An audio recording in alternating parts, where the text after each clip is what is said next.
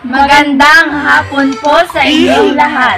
Pagkakaiba ng kakapusan at kakulangan. Ano nga ba ang pagkakaiba? Ang kakapusan at kakulangan. Ano nga ba? Sino ang iibigin ko?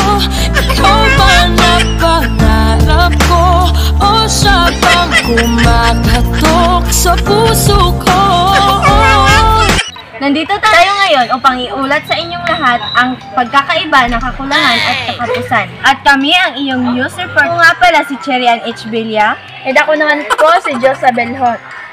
At live po tayo ngayon sa San Isidro National High School. At ngayon maghahanap tayo ng i-interviewin. Wow! Sana all! Gwapo tayo guys!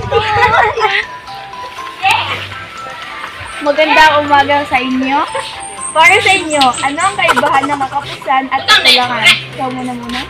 Ang kakapusan ay hindi kasapatan ng pinagkukunang yaman upang mapunan ang pangangailangan at kagustuhan ng tao. Ngayon, ano naman ay ikinakaiba ng kakulangan? Pansamantalang hindi kasapatan ang pinagkukunang yaman na kayang matugunan ang pangangailangan at kagustuhan ng tao. Maraming salamat po sa inyong kooperasyon. You're welcome. Ano-ano nga ba ang kakapusan bilang suliraning panlipunan? Nag-iiba ang pag-uugali ng behavior ng tao kapag hindi niya nakakamit ang kanyang mga pangangailangan. Natututo siyang magdamot, mandaya at manlilinlang sa kapwa.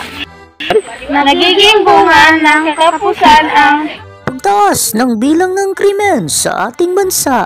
taas ng presyo ng mga bilihin. Ngayon, maghahanap tayo ng interviewin about sa teoryang pang-ekonomiya ni Thomas Malthus. Pwede pong magtanong? Opo.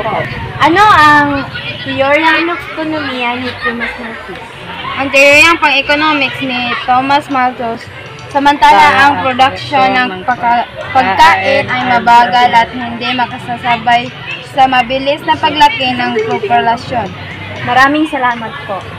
Kung sakali man ikaw ay mayroon ng ibang minamahal. Dito na po nagtatapos ang aming video tungkol sa